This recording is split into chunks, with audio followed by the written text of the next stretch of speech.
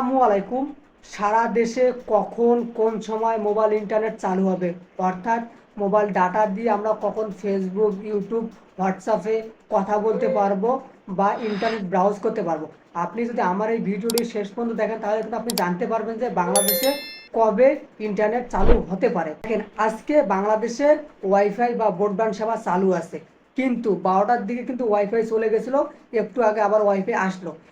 এই সময় এই পরিস্থিতিতে ওয়াইফাই যে চালু থাকবে তার কিন্তু কোনো বিশ্বাস নেই, কারণ যেহেতু আজকে 2-3বার এরকম ওয়াইফাই যাইতেছে আসতেছে, সেক্ষেত্রে কিন্তু আমি অনেকবার নেটে অনেক জায়গায় সার্চ করে দেখলাম যে মোবাইল ইন্টারনেট কখন চালু করবে। আমি এখন পর্যন্ত এরকম কোনো সংবাদ সম্মেলনও দেখি নাই, আবার বিভিন্ন ধরনের পেপার পত্রিকাও কিন্তু কোনো রকমের কোনো নিউজ পাই নাই যে মোবাইল ইন্টারনেট কখন চালু করবে।